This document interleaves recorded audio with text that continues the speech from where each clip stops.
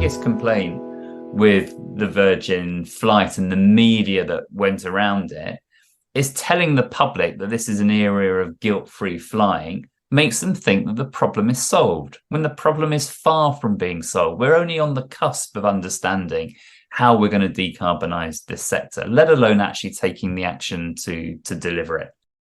Welcome to Calling All Stations, the transport podcast. I'm Christian Walmart, an author and journalist who has specialised in transport for the past 30 years. In every episode, we aim to keep you up to date with the most engaging news stories and interviews across the world of transport. And with me is my regular co-presenter, Mark Walker, who has spent decades covering policy developments in transport. So, what stories do we have today, Mark? Hello, Christian, and hello to our listeners. We have a wide selection of stories today. We're going to be looking at the first transatlantic flight using sustainable aviation fuel and asking just how sustainable that journey really was. We'll then be exploring the government's announcement of its response to the Union Connectivity Review, which examines how to link up more effectively the nations and the regions of the United Kingdom. That will lead us into a conversation about some of the challenges facing the rail industry in Great Britain as it seeks still to recover from the impact of the COVID-19 pandemic. And then finally, we'll be looking at the revelations around attempts to keep secret the use of defeat devices to conceal the emissions from internal combustion engine powered vehicles. Right. Okay. Well, let's start off with that famous flight. I was intrigued by that, looking at, was it really a genuinely sustainable concept? And the government gave it a lot of publicity. Mark Harper was on the flight, lots of journalists and so on. So I decided to talk to Tim Johnson of the Aviation Environment Federation, which has been looking at this type of issue for many years. And here's my interview. So, Tim, just to kick off, tell me about this flight and the background to this flight. Yes, so Virgin Atlantic, working with Rolls-Royce, flew last week from Heathrow to New York, a transatlantic flight, which was billed as the first transatlantic flight to use 100% sustainable aviation fuel. And there was a lot of headlines around it. Government put out press releases. Rishi Sunak did a short video on Twitter. Yeah, Mark Harper, the Transport Secretary, even did a video on Twitter. They seem to love this sort of stuff. Indeed, and he was on board. And the government had put up some of the funding for this flight to take place. And some of the phrases that were used around that included, the beginnings of an era of guilt-free flying, and we felt that really needed unpacking. So what was it? Did it fly 100% on sustainable aviation fuel? Yes, it did. But sustainable aviation. Wait a minute. What is sustainable? Well, we're going to get to it. Let's get to that in 1 minute. I'll come straight back to it. But it did sustainable aviation fuel. We prefer to use the term alternative fuel because I think sustainability is something that we feel has to be assessed rather than just assumed. And putting a label on it called SAF is part of the problem. We think it's part of the misleading picture that gets painted. But we'll come back to the sustainability arguments. At the moment, airlines can use up to 50% sustainable aviation fuels blended with kerosene.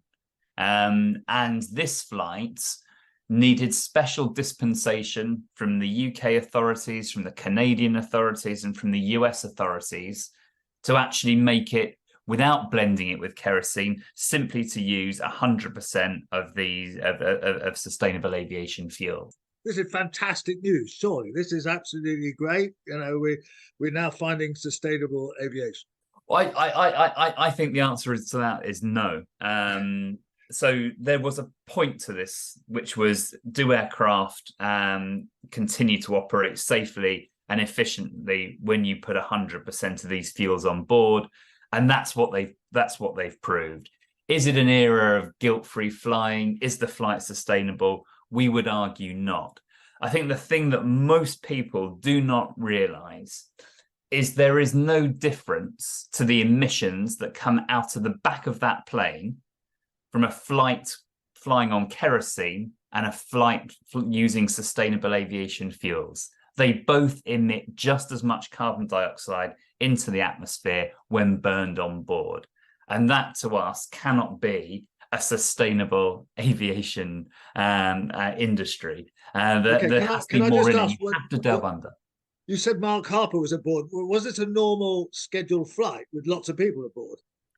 It was largely, I think a lot of journalists were on board and a lot of government officials. So in that sense, it was not a normal flight, but it used a normal passenger plane, and it flew a very, between two very sort of busy airports in New York. Okay, so from that point of view, it would have been the same as a flight had it had normal passengers on board. It didn't carry. It just didn't carry hot air, which I thought it was. Might have put out hot air. Yes, there's a lot of hot air about it. So okay, you're skeptical about this.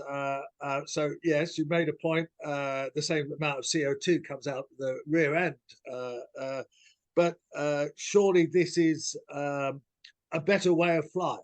Well, it's not using fossil fuel, that has to be said. But the idea that this is going to be scaled up is going to be very, very challenging. What they used on board were basically used cooking oils. I think most of the sustainable aviation fuel came from used cooking oils. And in the short term, that is where the aviation industry is looking to get most of its supply for sustainable aviation fuel. So it's very much based on wastes. There are lots of reasons why that won't scale, in our opinion. Well, so this comes from fish and chip shops. That's all. I mean, anywhere else apart from fish and chip shops? Well, this was imported from the US, but they largely come from the catering industries. That's correct. That's where they're sourced. McDonald's. Yeah, I don't know the specifics, but I think that's very, very, very likely source for some of these things. But you get the gist. So there are two challenges here, or many challenges. One is that the UK is already committed to eliminating waste that goes to landfill in terms of its sort of biological content. So this is a source that's not going to get bigger in the future. It's only going to get smaller. But aviation's demand will certainly get bigger. So that's certainly one problem with it. Other problems include the cost. I mean, typically at the moment, kerosene in costs about $2.85 per gallon. If you use sustainable aviation fuels, it's in the region of $6 to $7 per gallon. So it's 2 to 3 times more. Why is that? Yeah, the additional processing, the fact that at the moment production is very small scale. So in terms of the volumes being produced against the cost of the capital investment and the infrastructure, at the moment, it's that much more expensive than kerosene. And maybe with time, it will get cheaper. But at the moment, it is extremely more expensive than kerosene and likely to remain so. And so there's nothing new about sustainable aviation fuel. We've known that aircraft can fly using a blend of these fuels for the last decade. It's just that nobody's required the industry to actually take up these fuels. And as a result, investors don't see a market for it. They haven't invested in the infrastructure. And it's only now, as the industry has sort of finding itself the subject of net zero commitments, and it's thinking, how do we get from where we are today to net zero in 2050. They don't particularly want to change the aircraft that they've invested in. I mean, most aircraft are in the air for 20 to 25 years in sort of commercial service as passenger jets. Quite often they have a much longer life as freighters after that. Yeah, manufacturers still have orders from airlines running to thousands and thousands of aircraft that won't be delivered for the next 10 years, that are all built around using kerosene or kerosene equivalents in the form of sustainable aviation fuel. But how much of this stuff is around, Tim? I mean, that's what I don't understand. I mean, surely, I mean, how many fish fryers did it take to kind of fill up this one plane? I mean, there's just so much fish and chips, McDonald's, whatever. Surely I mean, I don't understand how anybody can be seriously looking at this in terms of supply, or am I being too pessimistic?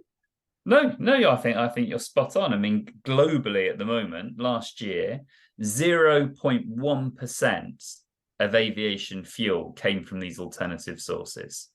In the UK, the figure was slightly higher. I think in the last 12 months, the fuel uplifted at UK airports, I think it was about 2.6%. 2.6%. Okay, right. So that's significant, but yeah. It's significant, but bear in mind that's a percentage of the fuel used, and last year was still a rebound from COVID. So the volumes are still less.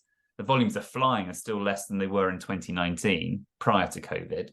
And as we sort of each year get more and more of a rebound back to pre-pandemic levels, it's likely that percentage is going to fall back, because it's obviously production's not really increasing, but the amount of flying is. So 2.6 is a better position this year. Will it be sustained next year? I think that's doubtful.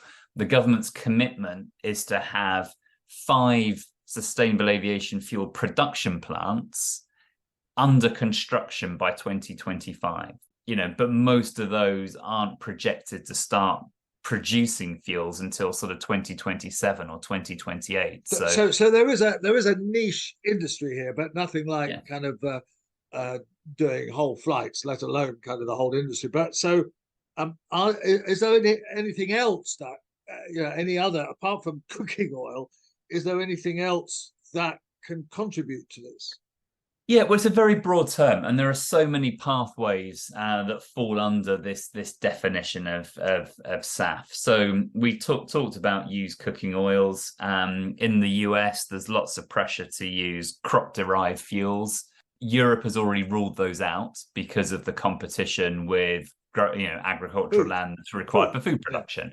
In the US, they say they have the space for both, and therefore there is more pressure in the US to have crop-derived ones. So crops are one. There is a pathway that potentially the environment movement would get behind and support, and that is to make a synthetic fuel. But to make a synthetic fuel, you firstly need direct air capture to capture the carbon. You need green hydrogen, and you need a lot of additional renewables, not only to power both of those processes, to make green hydrogen and to do the direct air capture, but you also need to go through a very energy intensive process that will turn that into a synthetic hydrocarbon fuel. Can you explain green hydrogen? Many listeners might not understand green hydrogen. Yeah, well, green hydrogen, as you know, has all these different colors of the rainbow associated with it, depending on how it is made. So it's possible to make hydrogen as a byproduct of fossil fuel combustion. And typically they're sort of gray and blue shades of hydrogen. But making sort of green hydrogen is really taking a water source, separating out the atoms using lots of renewable energy. And so it's not a byproduct of anything. You are creating hydrogen from water. So providing you have lots of water and you have lots of renewables, you have something that can potentially be a fuel that doesn't have a high associated greenhouse gas component with it. And so if you can get that green hydrogen and you can have engineered direct air capture, you can put those two together and you can make a synthetic aviation fuel. But, the costs of those are higher than the costs I mentioned previously around wastes.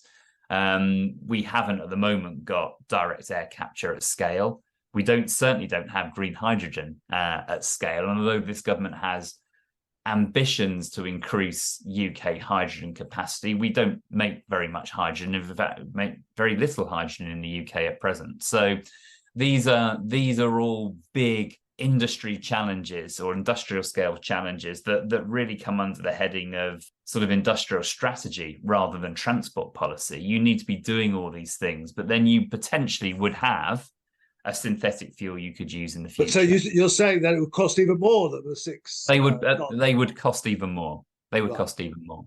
Now, the EU has issued a mandate for the aviation sector. They say that by 2030, fuel suppliers must supply a minimum of 6% sustainable aviation fuel.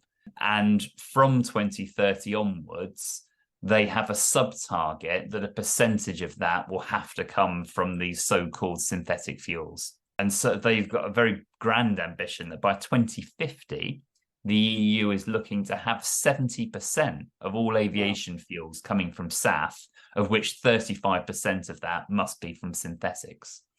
So there are big targets here. The UK, I have to say, is more modest.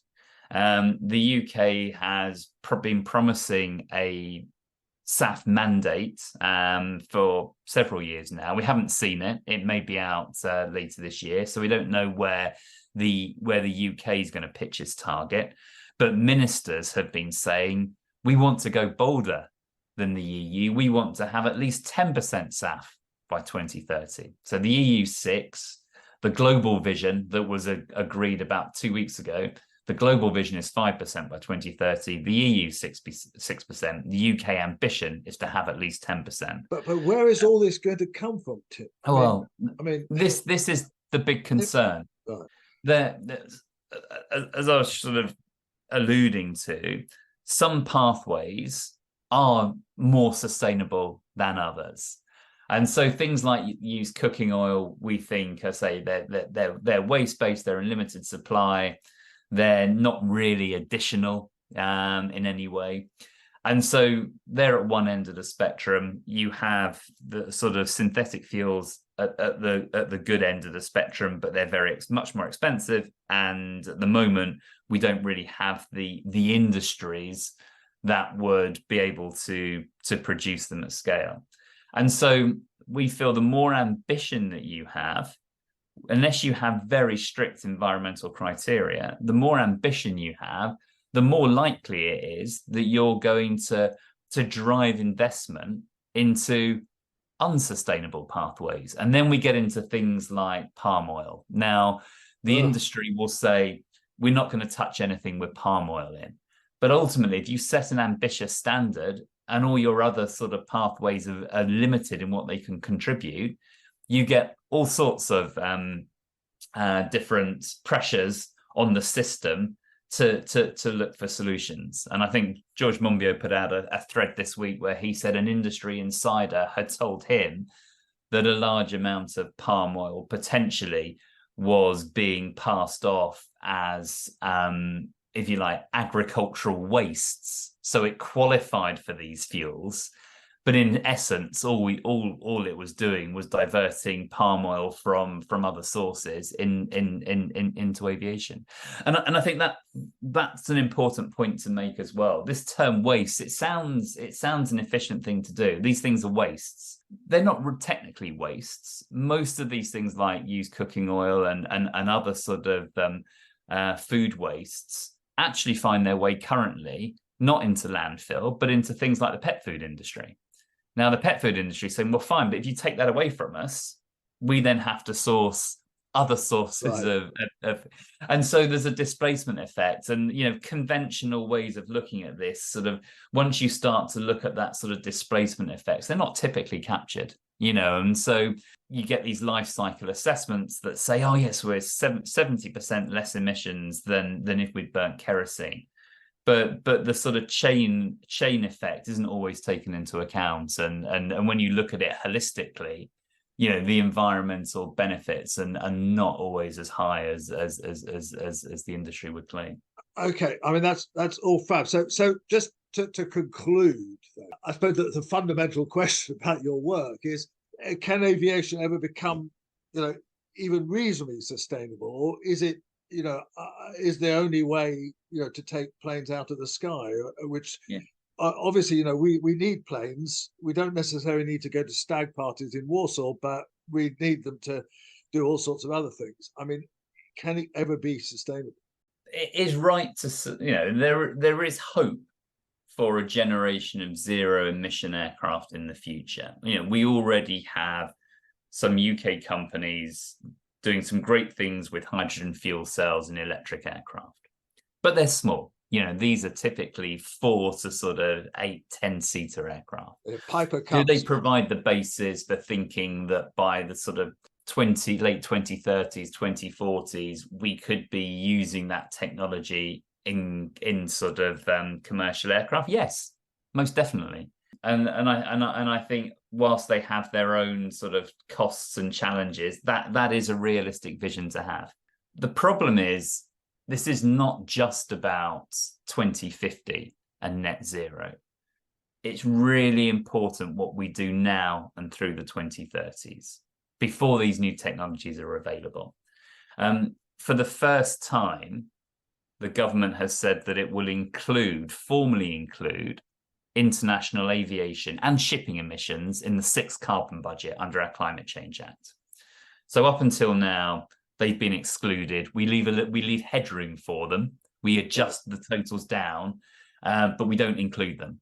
But from the 6th carbon budget, which starts in 2033, we will be including our share of international aviation emissions in the UK's carbon budgets. And therefore, if we're not on track to meet the emission reductions that we anticipate, it's going to put huge pressures on other sectors of the economy to make up the shortfall.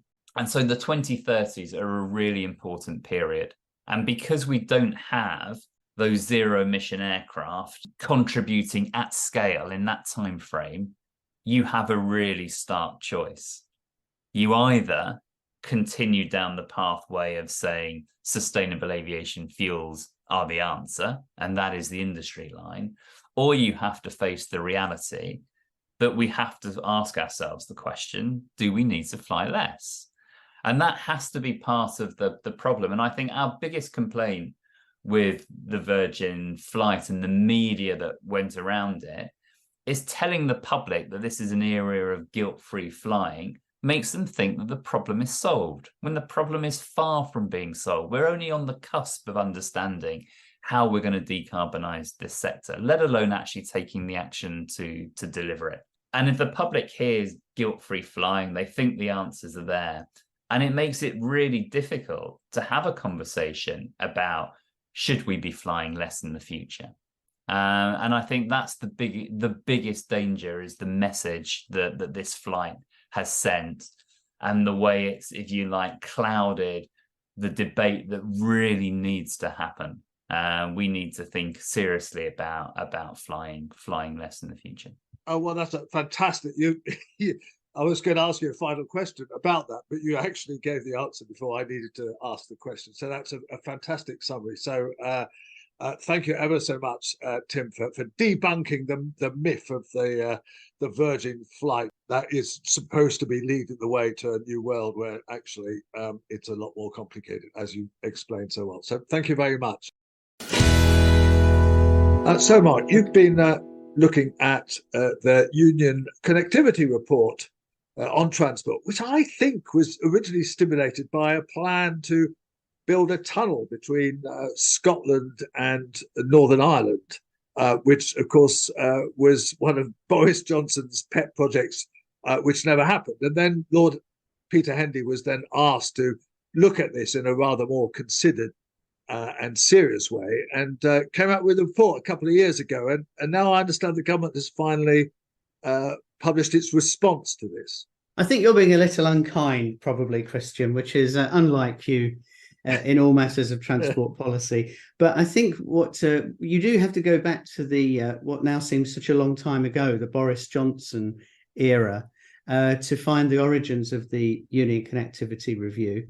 And the idea really was, in a situation where so many transport powers had been devolved to the nations of the UK and to some extent the regions of England as well, was it appropriate to try to find a unifying strategy to improve connectivity across the entirety of the UK?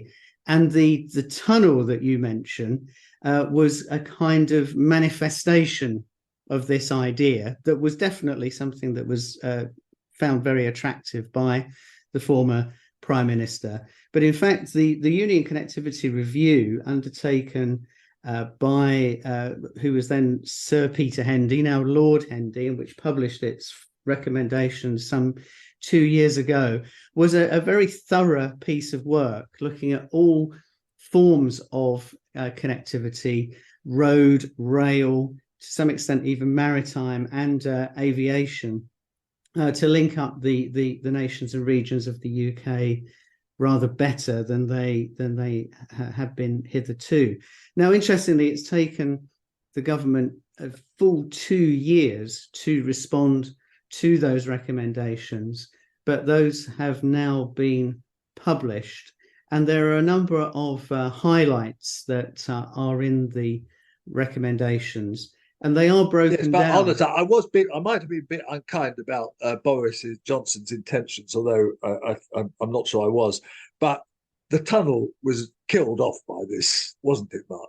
Yes, it was, Christian. Yeah, it didn't feature. It was a bit like for those of us with long memories, you'll recall that during the time of the work of the Airports Commission, looking at how and where to expand airport capacity, especially for Southeast England, in a time long ago before the pandemic. Boris Johnson, as Mayor of London, had a pet scheme for that as well, which was to build a new airport in the Thames estuary. It actually closed Boris Island. Heathrow. It became known as Boris Island. That's right.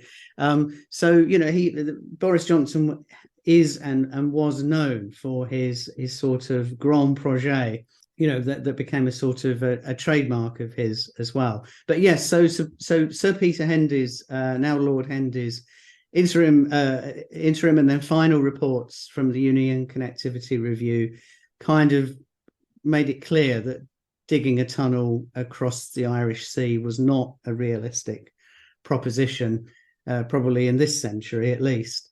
And so a number of other recommendations were formulated, and now the government has responded to those, and it's broken it down on a sort of nation by nation basis, and then a sort of across the UK basis. But some of the projects that they're keen to take forward are extremely interesting.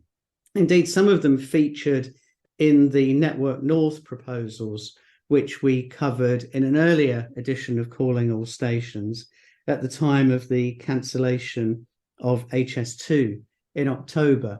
But so, for example, Christian, for Wales, there is a reiteration of the pledge to invest £1 billion to fund the electrification of the North Wales main line, bringing parts of North Wales within an hour of Manchester.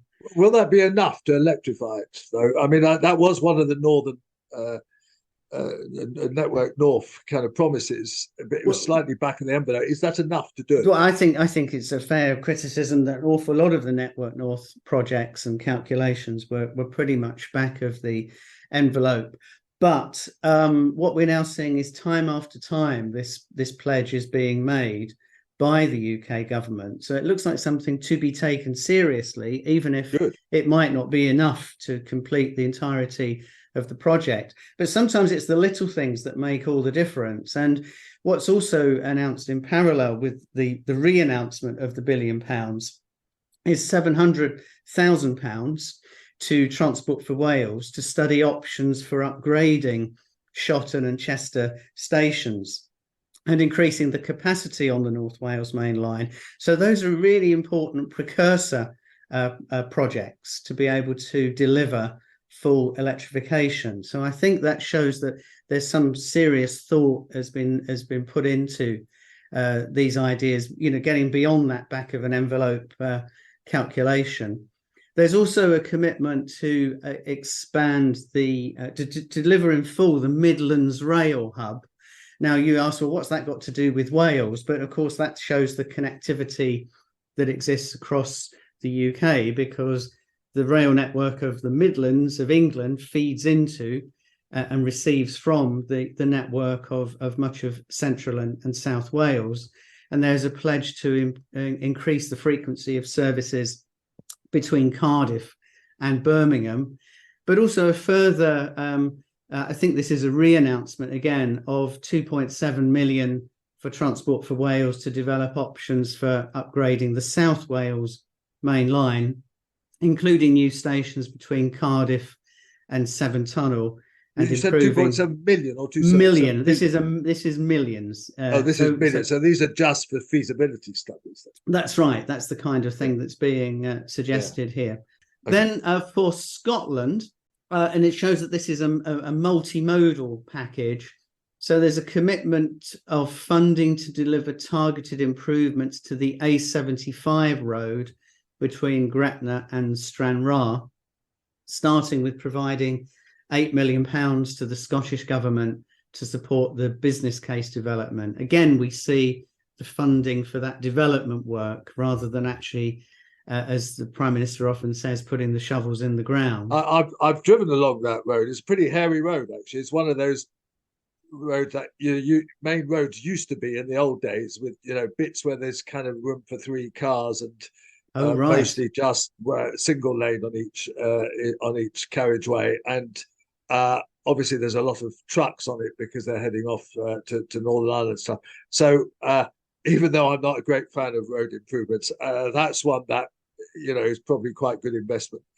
And again, we hear another project that constantly comes up, the dualling of the A1 in the northeast of England. So there's a commitment to funding the dualling between Morpeth and Ellingham. And then on rail, there is funding for Network Rail to study options for enhancements to improve capacity and journey times between England and Scotland. Now, of course, this follows on the controversy related to the cancellation of HS2 and the fact that it's suggested that journey times between London and Glasgow, for example, will actually be longer as a result of HS2 services using the new line between London and Birmingham, because the trains don't tilt. Exactly.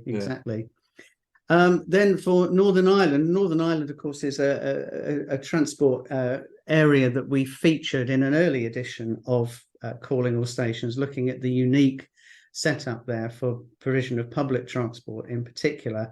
There's £3.3 million for TransLink to study the cost, feasibility and value for money of electrification of the railway from Belfast to the border. There's another £700,000 for feasibility study on reopening the Antrim-Lisbon line, and £800,000 for TransLink to deliver a feasibility study on reinstating the Portadown to Armagh line. And then there's all good things, but it's all mostly about feasibility studies rather than actually any rails on the ground or kind of actual projects seeing the light of day. Yeah, that's right. But I think in a way that reflects the practical considerations that apply here, and often the case that the stakeholders involved in these things say, please give us the money to do the feasibility studies. Right. So because they recognize that you just can't send the sort of the diggers in and the cranes in and without doing that preparatory work.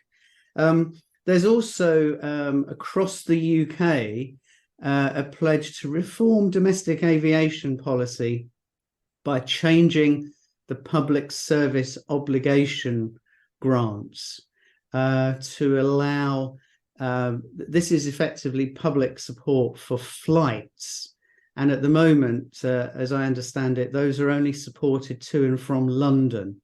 So there's That's right. Yes, Yes, that they're going to be on a sort of across the UK basis. So presumably allowing people, say, to fly from Belfast to Edinburgh or to Cardiff more easily or more affordably than they can at present.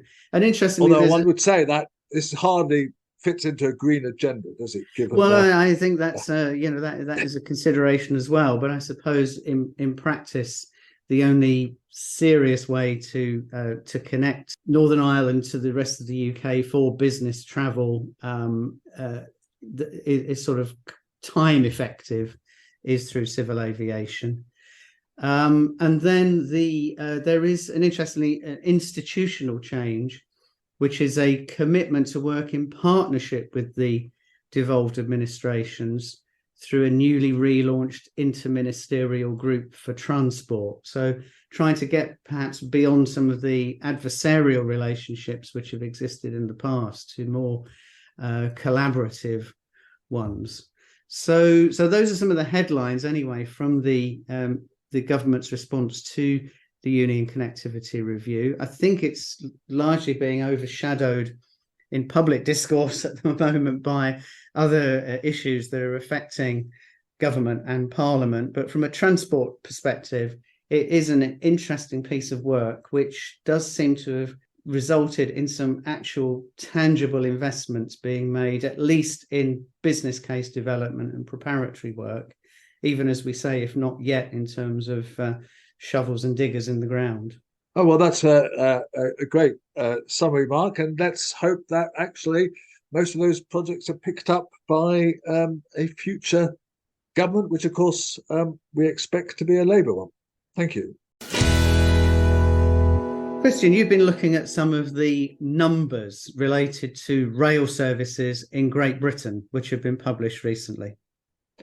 Yes, the Office of Road and Rail has come out with some figures. And, whilst we see this gradual recovery from COVID continuing, it's still not a great state of affairs when you look at it carefully. Because if you exclude the Elizabeth line, which, of course, has produced a big boom for rail use, at least in and around London, you see that actually the actual number of people using the railways is still about 78% of the pre-COVID high that was in 2019. So there's still a fifth of people not traveling. What's more, in terms of revenue, that's even worse, because that fifth are often quite high-paying commuters, and many people are now using the railways for leisure travel, and they pay less. So some of the commuters have actually been replaced. And anecdotal evidence suggests still that people are working from home. A lot of people are working from home 1 or 2 days a week, although there's also some encouragement for people to go in the office. So that might improve. But so this leaves a big hole in the railway finances, which has to be filled. And the railway can't operate without money being allowed by the budget. And the Treasury is very reluctant to allow more money. And so I understand that in the new year, the Transport Minister, Mark Harper, is going to face a lot of difficult options. So either he has to somehow sanction some extra money. The gap seems to be about 2.5 to 3 billion in terms between what the budget was hoped for and what the actual revenue has been. So that gap has to be filled. Now, you couldn't possibly cut back sufficiently to make those savings. That's impossible. But there will be pressure on the train operating companies to cut back certain services, frequencies in particular. And, when you cut back frequencies, you also probably lose some extra passengers, because, people then revert to other forms of transport because they don't want to wait half an hour on the station platform or whatever.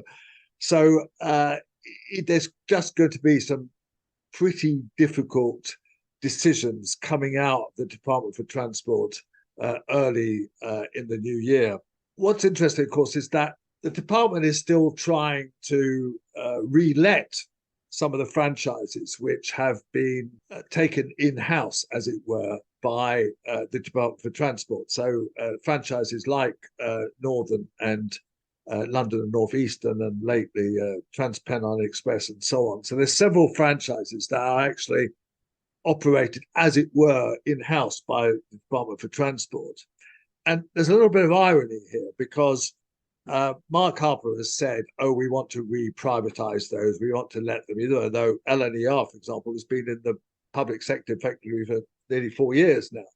But he says, well, we want to, get market disciplines back in there.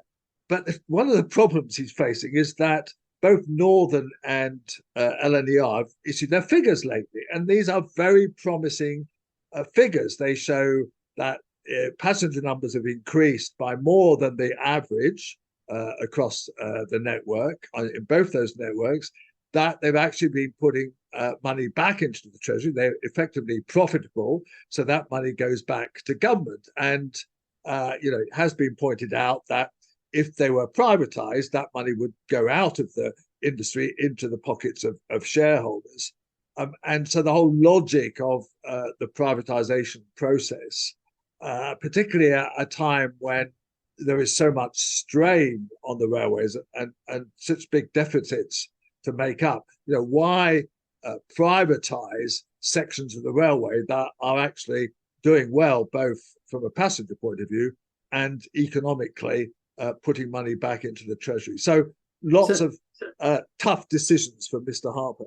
So is there any kind of analysis, Christian, of why there's a variation in the performance of the train operating companies? I mean, they're pretty much, at least in England, all still affected by ongoing industrial disputes, aren't they, with drivers' union ASLEF, even though there's been a settlement with the RMT? That doesn't help, although again, with leisure travellers, they can then choose, well, we're not going to travel on a strike day, we'll go shopping in the big town on the other day. So that kind of is a bit more flexible, and students who are big users of railways can also be generally flexible. So the overall effect on the income isn't as much as one would expect. But it's undoubtedly true. LNER, for example, are doing well because it is a long distance and largely a leisure railway. Not many people kind of commute along it, and not many people use it for business travel. So it's largely leisure railway, and leisure has been doing very well. Now, that's something I haven't managed to really understand, and I've asked a lot of people in the industry why leisure has been doing so well. One of the explanations might be that certainly until recently, fuel prices had gone up kind of really astronomically, and made it kind of reasonable for the railways to, in terms of price, it was kind of quite a good deal. And it's also the case that the problem for the railways is that they don't make much profit out of these leisure travellers. I mean, they make a bit, but they're not really putting money back into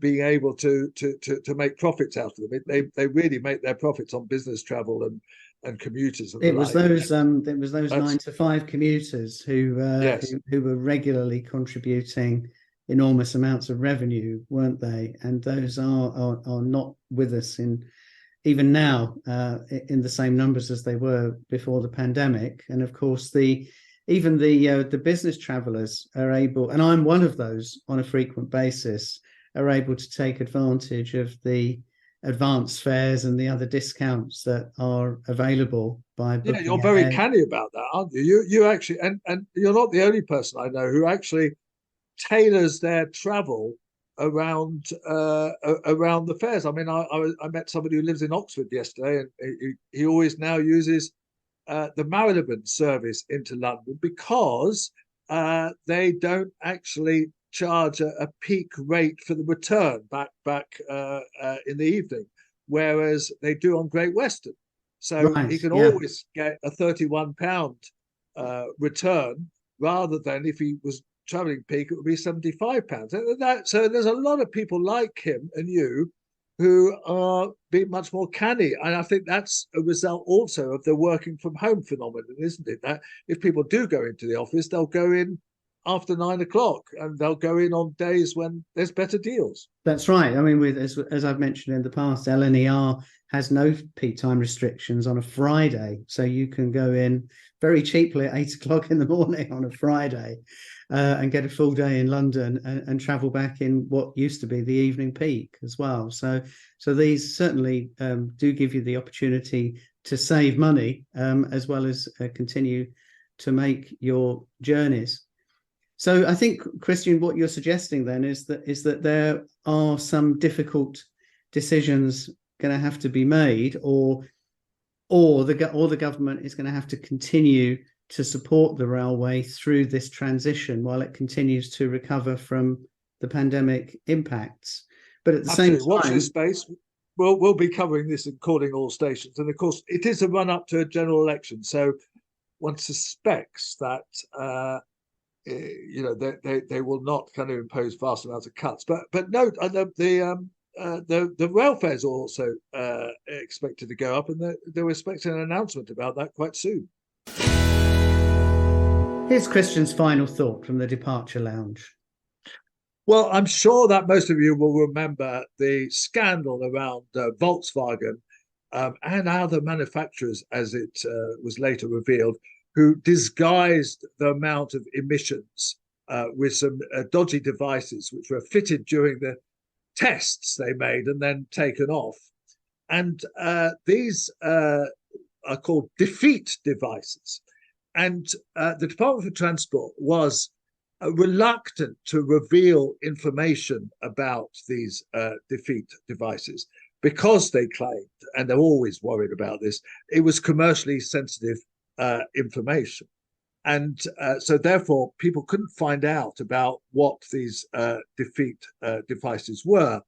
But then they were taken to court by environmental group Client Earth, who wanted these revelations to be made so that people could know about these defeat devices. And the Department for Transport very pleasingly actually lost the case.